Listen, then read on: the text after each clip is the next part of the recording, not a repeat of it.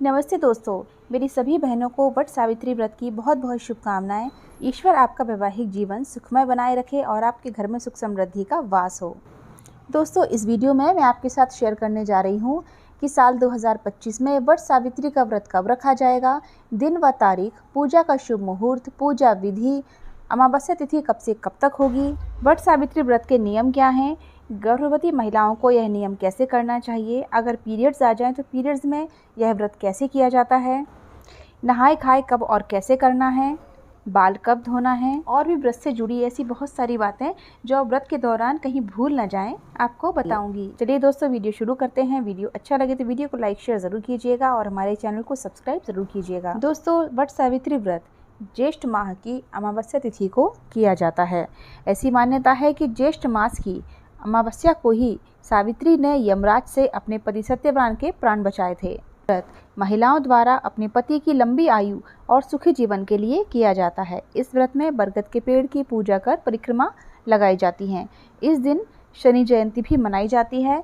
कई जगहों पर ज्येष्ठ पूर्णिमा को भी यह व्रत किया जाता है। आइए जानते हैं कि साल 2025 में ज्येष्ठ अमावस्या वट सावित्री व्रत कब है। दिन, तारीख, पूजा का समय, सभी चीज़ें आपके साथ शेयर कर रही हूँ। साल 2025 में वट सावित्री व्रत 26 मई सोमवार को रखा जाएगा। अमावस्या तिथि प्रारंभ होगी 26 मई को दोपहर 12:11 पर और समाप्त होगी 27 मई सुबह 8:31 पर। पूजा आपको 26 मई को करना है, व्रत 26 मई को रखना है और अमावस्या तिथि जो है वो लग रही है 12:11 पर दोपहर में। तो अगर आप उस समय पूजा करते हैं, उसके बाद पूजा करते हैं तो बहुत अच्छी बात है। लेकिन कई लोग इस व्रत को निर्जला रखते हैं या कम से कम पूजा तक चाय पानी कुछ भी नहीं पीते हैं। इसलिए बहुत से लोग सुबह के समय ही पूजा कर लेते हैं ताकि प्यास ना लगे और आराम से हम पूजा पाठ कर सकें। तो अगर आप सुबह सुबह पूजा करना चाहते हैं तो कर सकते हैं, लेकिन अगर अमावस्या तिथि लगने के बाद ही आप पूजन करना चाहते हैं तो 12:11 पर ही पूजा शुरू करें। लेकिन हमें अपने स्वास्थ्य का भी ध्यान रखना होता है। किसी को बीपी लो की प्रॉब्लम है या कुछ भी समस्या है और बिना पानी चाय के आप बीमार हो जाएं तो यह रिस्क ना लें और अगर आप सुबह के समय पूजा करते हैं तो कर लीजिएगा। गर्मी इस माह में बहुत होती है, तो अगर आपसे ना बने तो आप चाय पानी पी सकते हैं। चाय पानी पीकर भी परिक्रमा लगा सकते हैं। अब बात करते हैं कि इस दिन दिनचर्या किस प्रकार की होनी चाहिए और व्रत और पूजन हमें कैसे करना होता है। वट सावित्री व्रत के दिन प्रातःकाल जल्दी उठकर स्नान कर लेना चाहिए और 16 श्रृंगार करके व्रत का संकल्प लेना चाहिए और अपने घर के जो पूजा स्थल है, जो घर का मंदिर है, उसमें रोज की तरह पूजा पाठ करके धूप दीप करना चाहिए और बड़ों का आशीर्वाद लेना चाहिए। लेकिन हाँ, स्नान के पहले हमें घर की साफ सफाई ज़रूर से कर लेनी है। अगर आपके यहाँ मेड आती है तो भी आप एक झाड़ू घर में ज़रूर से फिरा लें।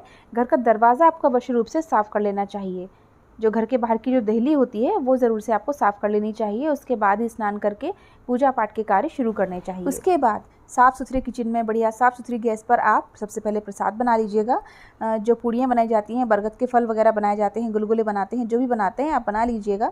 उसके बाद फिर आप आराम से अपने घर के सदस्यों के लिए भोजन वगैरह बना सकते हैं। इतना बड़ा व्रत है और अमावस्या तिथि भी है तो पितरों के नाम का भी भोजन इस दिन निकाला जाता है, थोड़ा सा भोग लगाया जाता है पितरों को।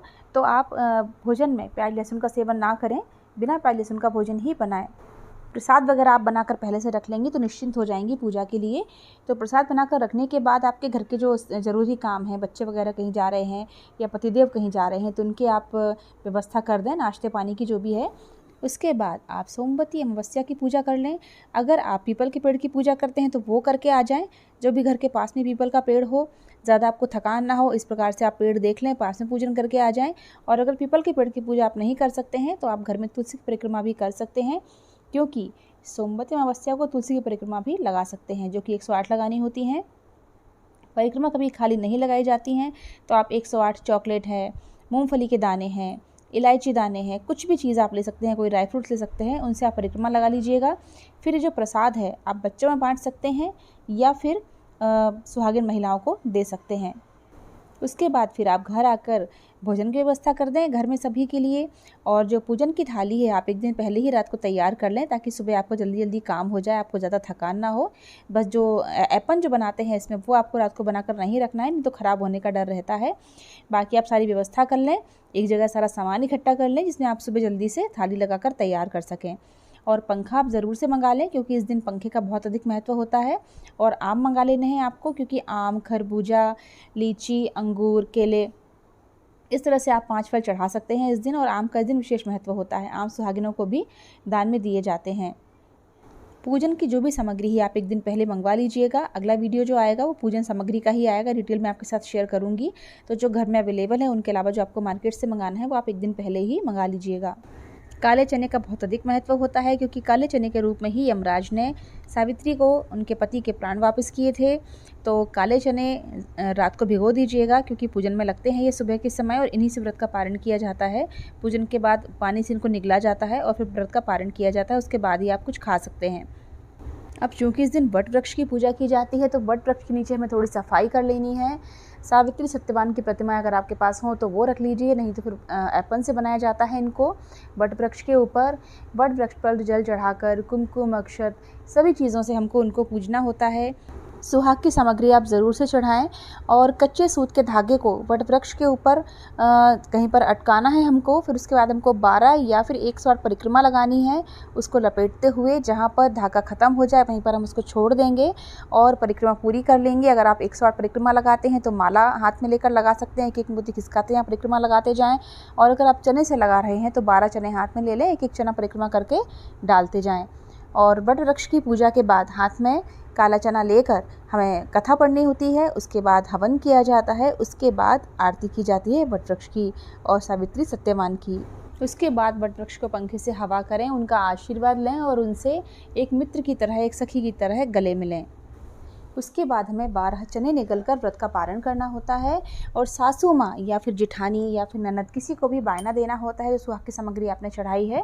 उसमें से कुछ सामग्री और काले चने आप उनको दीजिएगा और कुछ सामग्री अपने पास रखिएगा ताकि आप भी उनका इस्तेमाल कर सकें। बिछिया आप इस दिन ज़रूर चढ़ाइएगा क्योंकि बिछिया सुहाग की सामग्री में सबसे बड़ी चीज़ मानी जाती है। तो वो आप अपने लिए भी रखिएगा ताकि माता सावित्री के आशीर्वाद के रूप में आपके पास कोई सुहाग का चिन्ह रह सके। वट वृक्ष की पूजा में कई लोग कलश रखते हैं, कई लोग नहीं रखते हैं। अगर आप कलश रखते हैं तो मिट्टी का भी रख सकते हैं, वहाँ पर छोड़कर आ सकते हैं। अगर आपने तांबे का या पीतल का कलश रखा है तो आप कुछ देर वहाँ पर रुककर कलश को अपने साथ लेकर आ सकते हैं। और आपको गौरी माता से वहाँ सुहाग लेना होता है। गणेश जी और गौरी माता की आपने वहाँ स्थापना कर रखी है तो उनसे आप सुहाग लीजिएगा। और इस दिन वट वृक्ष के पत्तों से अपना श्रृंगार करना होता है तो वो आप कर सकते हैं। वट वृक्ष के पत्तों की माला बनाकर आप धारण कर सकते हैं, जिसको आपको 1 दिन तक पहनना होता है। आप चाहें तो सिर्फ पूजा तक भी पहन सकते हैं। कच्चे सूत का 12 गांठों वाला एक गड़ा बनाना होता है। पुराना गड़ा यहाँ पर विसर्जित करना होता है, पेड़ के पास चढ़ा देना होता है। और नया गड़ा हमें माता गौरी को स्पर्श कराकर अपने गले में धारण करना होता है। पूजा के बाद वहाँ पूजन कर रही सुहागिनों को हल्दी कुमकुम से तिलक करें। जो भी आपसे बन सके सुहाग की सामग्री दान करें या फिर कम से कम आम के फल का दान ज़रूर करें। क्योंकि दोस्तों ज्येष्ठ माह के व्रतों में वट अमावस्या का बहुत अधिक महत्व माना जाता है। बहुत प्रभावी है ये व्रत। इस व्रत के प्रभाव से सौभाग्यवती स्त्री अपने पति की लंबी आयु एवं सभी प्रकार के सुखों को प्राप्त करती हैं। यह व्रत संतान और सौभाग्य देने वाला माना गया है। पौराणिक कथाओं के अनुसार देवी सावित्री आज ही के दिन अपने पति सत्यवान के प्राण यमराज से वापस लेकर आई थी। इस दिन वट वृक्ष की पूजा का भी विशेष महत्व है क्योंकि वट वृक्ष में ब्रह्मा, विष्णु और महेश तीनों देवताओं का वास माना जाता है। तो पूरे मन से, सच्ची श्रद्धा से इस व्रत को अच्छी तरह से पूर्ण कीजिएगा। आइए अब बता देती हूँ कि हमें बाल कब धोने हैं, नहाए खाए की विधि क्या करनी है। दोस्तों व्रत से 1 दिन पहले नहाए खाए किया जाता है। ये बड़ा व्रत है, अमावस्या तिथि है। इस दिन अमावस्या को बाल नहीं धोए जाते हैं। तो जो अमावस्या ये आ रही है बट अमावस्या, वो सोमवार के दिन है। इस दिन सोमवती अमावस्या भी है। तो 1 दिन पहले यानी कि संडे के दिन, रविवार के दिन हमें बाल धो लेने हैं। और बाल धोने के बाद फिर दोपहर में या फिर रात्रि के भोजन में हमको प्याज लहसुन नहीं खाना है क्योंकि ये काफ़ी बड़ा व्रत है। और किसी भी बड़े व्रत के 1 दिन पहले हमें प्याज लहसुन का सेवन नहीं करना चाहिए। व्रत के दिन आप जूठा, आपका जो टूथब्रश है पुराना, उससे आप ब्रश ना करें, नए ब्रश से करें या फिर दांतों से ब्रश करना चाहिए इस दिन। और व्रत के 1 दिन पहले यानी कि रविवार को प्याज लहसुन मसूर की दाल वगैरह आपको नहीं खाना है। और नॉनवेज का तो फिर कहिए ही क्या, सभी लोग समझ ही सकते हैं कि नहीं खाना चाहिए। अब बात कर लेते हैं कि गर्भवती महिलाओं को और पीरियड्स वाली महिलाओं को ये व्रत किस प्रकार से करना चाहिए। तो दोस्तों गर्भवती महिलाओं को व्रत रखना है, लेकिन वो चाय, पानी, फल, दूध जो भी आप लेना चाहें ले सकते हैं। और हर वर्ष की तरह आप पूजन भी कर सकते हैं, लेकिन आपको परिक्रमा नहीं लगानी है क्योंकि गर्भावस्था में परिक्रमा नहीं लगाई जाती हैं। और पीरियड्स वाली महिलाएं चाहे तो थोड़ा बहुत श्रृंगार कर सकती हैं और पूजन विधि देख सकती हैं दूर से और कथा सुन सकती हैं। अगर आप 2025 में पहली बार व्रत उठा रहे हैं तो उठा सकते हैं। इस वर्ष कोई भी अधिक मास वगैरह नहीं है। पिछले वीडियो में मैंने विस्तार से बताया है कि पहली बार व्रत उठाने वालों को कौन कौन से नियम फॉलो करने चाहिए और क्या क्या एक्स्ट्रा पूजन सामग्री की आवश्यकता होती है। इस वीडियो में इतना ही दोस्तों। मैंने कोशिश की है कि सभी जानकारी आपको एक ही वीडियो में दे सकूं। अगर वीडियो अच्छा लगा हो तो लाइक और शेयर ज़रूर कीजिएगा। अगर कोई भी जानकारी रह गई हो जो आपको प्राप्त करनी हो और मैंने वीडियो में नहीं दी है तो कमेंट बॉक्स में पूछिएगा, मैं आपको जल्दी से जल्दी आंसर दूंगी। वीडियो पसंद आया है दोस्तों तो चैनल को सब्सक्राइब ज़रूर कर लीजिएगा ऐसे ही और भी यूज़फुल वीडियोज़ के लिए। फिर मिलते हैं नेक्स्ट वीडियो में। जय हो सावित्री माता की, जय गौरी मैया की।